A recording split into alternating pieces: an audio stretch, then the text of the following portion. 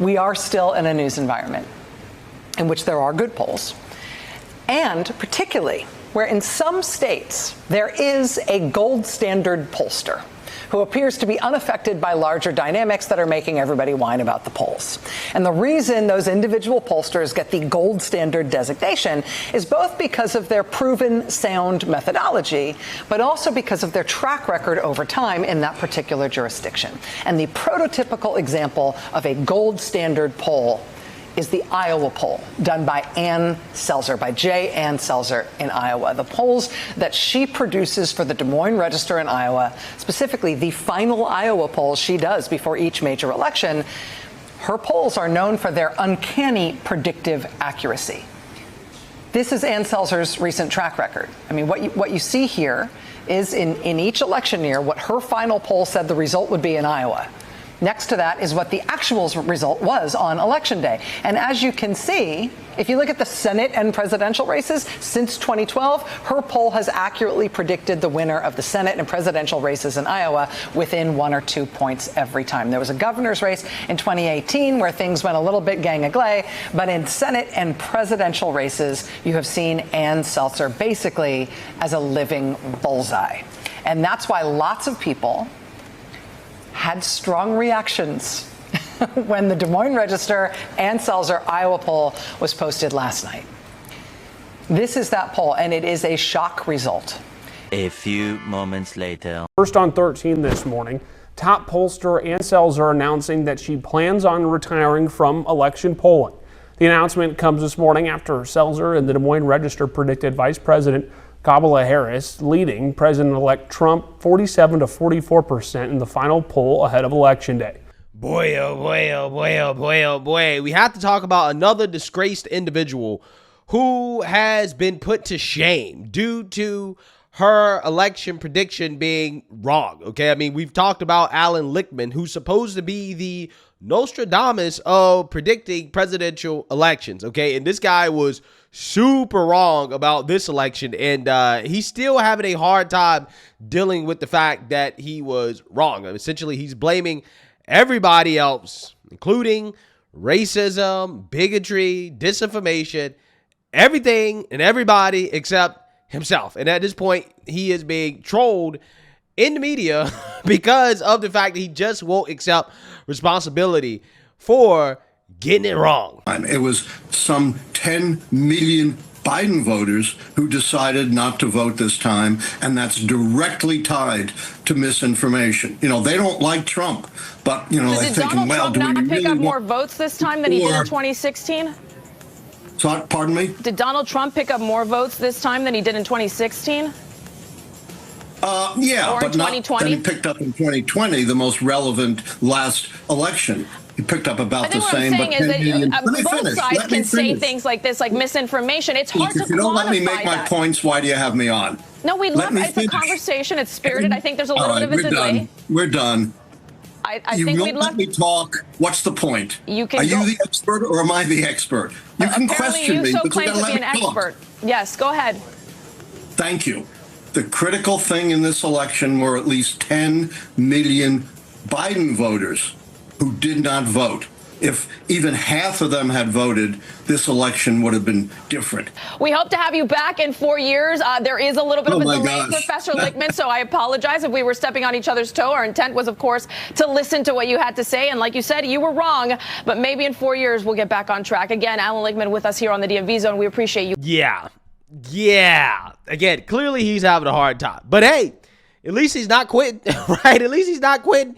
He has some books to sell, okay? But you can't say that about Ann Selzer, who is quitting. She is retiring from being a pollster after her humiliating miss when it comes to her prediction about Kamala Harris winning Iowa. Now, we have to flash back on this because I always have to remind you guys just how wrong some people were in regards to taking this poll seriously, okay? Because when she came out with this poll showing Kamala Harris up over Trump by 3 points, okay, had Kamala leading 47 to 44, which would have been an unprecedented result, okay? And immediately I said that, hey, you know, I don't think that this really makes sense. This does not make sense. It doesn't make sense that Iowa would flip blue based off this mythical demographic of women who are independent, but at the same time, they care about abortion so much in democracy, aka they're Trump deranged. They're going to come out and flip Iowa,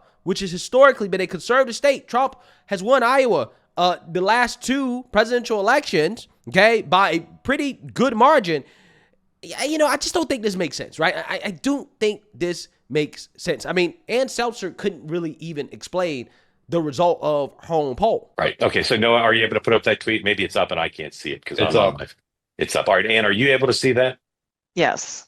Okay. Could you just go through and say what you think about those criticisms? Well, I'm trying. This is in a format that's a little difficult for me to see. What does this D represent and the R represent? D. So they're saying that, and again, he says read through the Seltzer crosstabs. Yeah.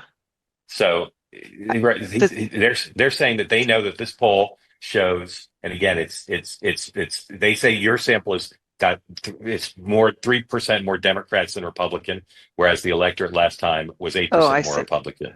It says that you have Indies voting Democrat +4, whereas last time they voted for +7 +4.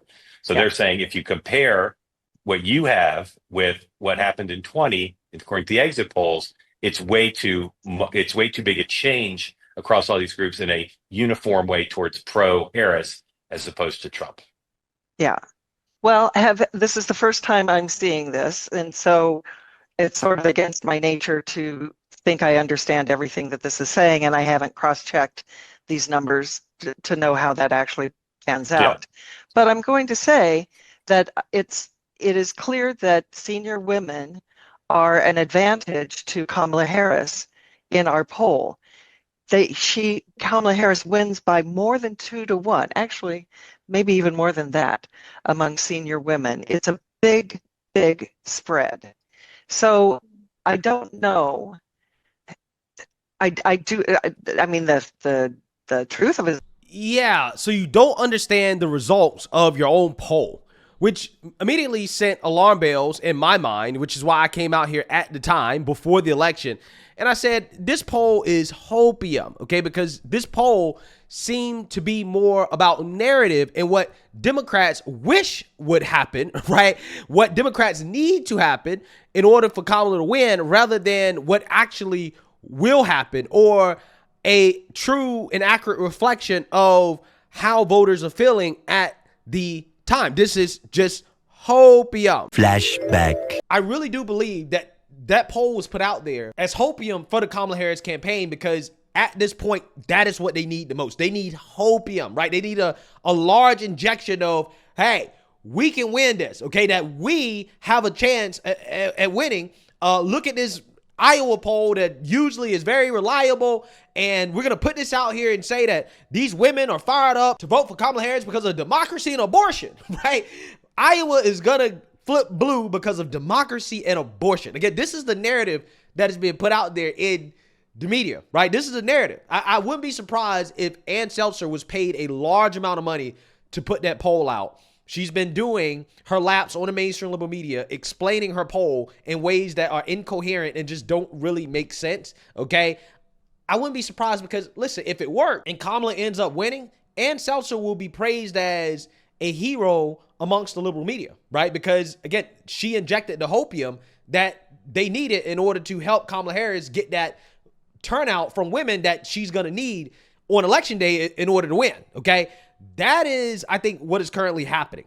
And then you had some people on the left who actually did buy into this extremely nonsensical poll, despite the fact that, again, Ann Selzer couldn't even explain the results of her own poll outside of pushing this narrative that Democrats wanted to happen, right, in order for Kamala Harris to win. Again, I want to repeat, Kamala Harris is up in the Iowa Selzer poll. She has 47%. Trump has 44%. This is, if you're in the Trump campaign, this is a 5-alarm fire, man. This is like shit. All hands on deck. We are hurting. We are hemorrhaging at the moment. We got to do something to try to stop the bleeding because look, let's just say it, right? Does this mean Florida truly is in play for Kamala, right?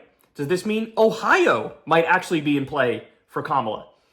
I mean, now you begin to start having the conversations, forget the 7 swing states we already talk about all the time. Are there other states that we don't perceive of as swing states that might actually be on the table now, right? I saw some polls coming out of Kansas that had her down like 5 points, right? I mean, in striking distance in Iowa, look, again, I want to be clear, even if she ends up losing Iowa, and let's say she loses it by a point or two, that is still, this is what everybody needs to understand, that is still an absolute cataclysmic disaster for Trump and the Republicans. Because this does not bode well for their chances in the other states, right? Certainly not in the swing states. So, look, all those segments that we've covered over the past 2 or 3 weeks where I've been telling you guys, hey man, she's running a pretty good campaign. Hey man, the poll results are looking really good. Hey man, the early voting results are looking really good. It appears to be complete and utter vindication now. So one of the things I'm working on. Yeah. So it turns out that that prediction aged very, very, very, very, very badly. Again, I don't understand why any of these people in the leftist media have any credibility whatsoever. I mean, a lot of them don't. Okay. A lot of them should retire like Selzer is doing. Okay. And Trump ended up winning Iowa by a 13-point margin, which really begs the question of how in the world did somebody who usually conducts pretty accurate polls, I mean, she's considered to be the gold standard pollster, how in the world did she get it so wrong? Well, I personally think, and this is a hypothesis here, I have no evidence to back this up. This is purely speculation, right? I'm not making any definitive claims here, but I personally would not be surprised if there was some type of financial payoff. I mean, it makes sense. It makes sense because, listen, Democrats tried to create a reality that did not exist, right? The same thing happened when it came to the whole Madison Square Garden and the Puerto Rico Latino vote, where they tried to basically make people upset. They tried to make people angry. They told Puerto Ricans, you don't have any pride in your heritage or your country if you vote for Trump, after a comedian made a joke, right?